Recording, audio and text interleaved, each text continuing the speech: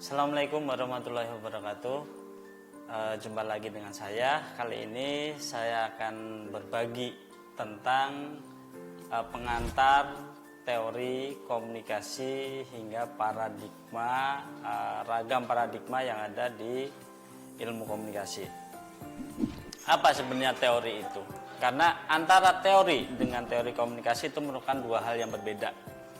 Teori seperti yang dikatakan oleh Aubrey Fisher, teori itu pada hakikatnya untuk mengemukakan kebutuhan adanya suatu penglihatan atau pengamatan dari manusia sebagai makhluk sosial untuk melihat fenomena sosial atau fenomena komunikasi yang bisa kita lihat atau bisa juga digunakan atau kita menggunakan untuk menangkap dunia atau mengetahui apa yang harus diperbuat. Nah,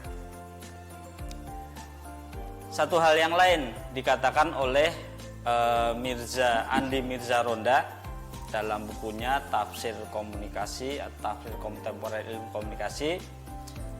Teori komunikasi merupakan alat untuk membantu kita memberikan penjelasan dan memahami fenomena atau peristiwa komunikasi. Jadi teori itu merupakan alat yang kita butuhkan untuk memahami, untuk menangkap fenomena sosial, sedangkan teori komunikasi itu untuk membantu kita memberikan penjelasan dan memahami fenomena dan peristiwa komunikasi. Jadi lebih spesifik pada komunikasi. Jadi teori-teori komunikasi ini berfokus pada masalah hubungan antar manusia dan interaksi manusia dengan lingkungan sosial. Jadi bukan hanya antar manusia saja, tetapi manusia dengan lingkungan sosial yang lebih luas lagi. Teori komunikasi ini membantu kita untuk memahami media, orang, komunitas-komunitas, bahkan hubungan kita dengan keluarga, teman sekamar, teman sejawat, dan terpenting lagi, teori komunikasi membantu kita lebih mudah untuk memahami diri kita sendiri. Itu yang terpenting. Jadi bagaimana menerapkan teori komunikasi itu dalam kehidupan sehari-hari. Sebagaimana kita juga secara tidak sadar kita sudah melakukan apa yang dimaksud dengan teori komunikasi. Nah, untuk lebih bisa memahami lagi bagaimana menangkap fenomena sosial atau fenomena komunikasi, peristiwa komunikasi. Nah, teori komunikasi ini merupakan suatu sistem yang abstrak dari konsep-konsep yang saling berhubungan, juga merupakan suatu proses pembentukan ide yang dapat menuntun,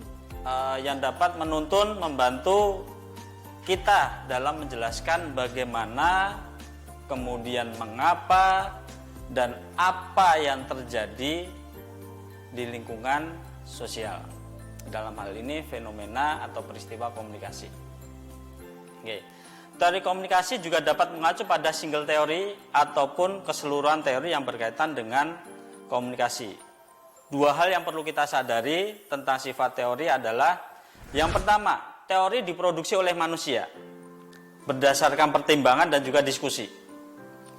Kemudian yang kedua, perbedaan orang dapat menimbulkan perbedaan cara berpikir atau cara pandang. Jadi antara individu satu dengan individu yang lainnya itu bisa memiliki pandangan yang berbeda, bisa memiliki sudut pandang yang berbeda ketika melihat peristiwa. Logika sederhananya, ketika sudut pandang itu ada 360 derajat, saya misalnya melihat dari sudut kiri dengan makhluk sosial yang lain atau dengan rekan saya yang melihat dari sisi kanan, itu bisa melihat dua sisi yang berbeda meskipun objeknya sama. Nah, seperti itu pula lah teori komunikasi bekerja. Jadi ada dua pertimbangan tadi ya. Yang pertama, teori diproduksi oleh manusia berdasarkan pertimbangan dan juga diskusi. Yang kedua, perbedaan orang dapat menimbulkan perbedaan cara berpikir, cara pandang, dan juga memahami suatu peristiwa komunikasi. Oke. Selanjutnya, setiap peristiwa komunikasi pasti akan melibatkan unsur-unsur komunikasi. Nah, ini tidak bisa terlepas ketika kita berbicara ilmu komunikasi, kita berbicara teori komunikasi, next berlanjut kepada penelitian, pasti akan selalu dan harus melibatkan unsur-unsur komunikasi. Ada sumber atau source, kemudian ada message atau pesan, kemudian ada medianya, kemudian juga ada penerimanya, dan juga ada efeknya. Komunikasi pasti akan berbicara itu. Tidak bisa terlepas dari itu, unsur-unsur komunikasi. Jadi ketika pada umumnya studi komunikasi itu menekankan pada bagaimana upaya untuk membujuk atau mempersuasi sebagai bentuk efek yang diharapkan. Jadi bisa kita melihat sebuah peristiwa komunikasi, peristiwa fenomena sosial yang ada di masyarakat dari perspektif komunikasi. Kita bisa melihat dari salah satu unsur komunikasi yang ada. Mana yang mau dilihat, menggunakan apa. Berikutnya, sebagai sistem kepercayaan dan pengetahuan, kemudian sebagai cara berpikir, kemudian juga pendekatan terhadap masalah serta cara pandang dan juga sudut pandang yang ada di dalam teori komunikasi tersebut itu merupakan paradigma. Nah, paradigma ini bisa juga diartikan sebagai cara kita melihat suatu fenomena sosial, cara kita memandang suatu peristiwa komunikasi. Jadi tidak bisa dipaksakan cara pandang saya dengan cara pandang orang lain, itu tidak bisa dipaksakan, harus sama, tentu tidak. Jadi masing-masing mempunyai sudut pandang yang berbeda, masing-masing mempunyai fokus yang berbeda ketika dilihat atau ketika melihat suatu peristiwa komunikasi tersebut. Jadi paradigma komunikasi itu bisa diartikan atau bisa dikatakan sebagai sebuah sistem kepercayaan dari peneliti atau sistem kepercayaan dari seseorang atau cara berpikir, bisa juga merupakan cara pandang dan sudut pandang peneliti. Paradigma komunikasi. Nah, di sini saya membuat bagan yang nanti akan saya tampilkan di layar seperti apa. Jadi ada hubungan-hubungan antara teori, kemudian paradigma dan juga peneliti itu sendiri. Ketika posisi dalam peneliti dengan paradigma penelitian atau paradigma di dalam komunikasi, teori komunikasi, ini ada keterkaitan atau ada keterikatan kepercayaan. Kenapa disebut kepercayaan? Karena itu merupakan cara melihat. Jadi itu subjektivitas peneliti.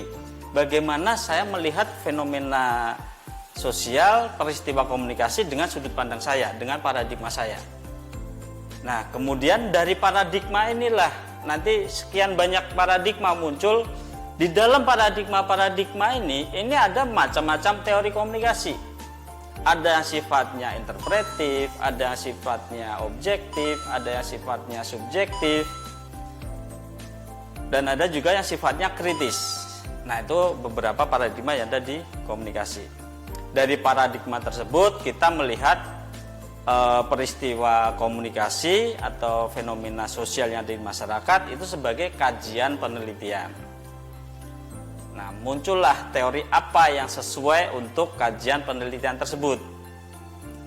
Nah, di antara peneliti, kemudian paradigma, kemudian kajian yang diteliti atau kajian penelitian atau fenomena sosial atau peristiwa komunikasi dan teori komunikasi itu sendiri, itu harus bersesuaian.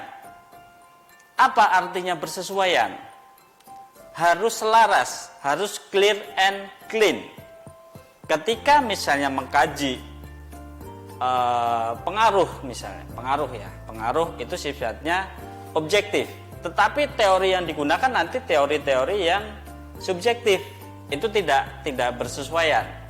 Nah, artinya memang harus selaras semuanya. harus runtut antara teori, kemudian paradigma, kemudian objek penelitian atau kajian penelitian, dan juga apa yang memayungi teori-teori besar tersebut. Berarti teori besar itu ada di dalam paradigma. Berarti harus menentukan sebelum melakukan penelitian, peneliti itu pasti sudah punya bekal atau amunisi ya, bahasa bisa kalau saya menyebut itu lebih amunisi, harus punya amunisi terlebih dahulu. Teori dan juga paradigma. Kemudian kita bisa melihat fenomena sosial dan peristiwa komunikasi yang ada di masyarakat. Baru kita bisa menjalankan sebuah penelitian dan menerapkan teori komunikasi itu agar bersesuaian di dalam aplikasinya. Nah, adapun beberapa ragam paradigma nanti lebih lanjutnya akan kita bahas di video berikutnya. Tetapi di sini saya akan memberikan beberapa macam paradigma yang ada di komunikasi saja ya, paradigma komunikasi. Yang pertama itu paradigma positivis, kemudian ada paradigma post-positivis, ada paradigma konstruktivisme, ada paradigma interpretif, ada paradigma kritis, dan juga ada paradigma postmodern. Nah, ini masih baru, paradigma postmodern ini masih belum banyak dikenal masyarakat umum ya, atau ilmuwan pada umumnya, tetapi ini suatu terobosan baru yang diperkenalkan oleh ilmuwan-ilmuwan pakar ilmu komunikasi yang muncul di tahun 2000-an. Jadi memang betul masih paradigma baru. Oke, untuk hari ini, pagi hari ini saya hanya sharing sampai di sini dulu untuk ragam paradigma. Nanti lebih lanjut lagi akan saya berikan atau akan saya share pada video yang akan datang. Silakan ditunggu. Terima kasih. Wassalamualaikum warahmatullahi wabarakatuh.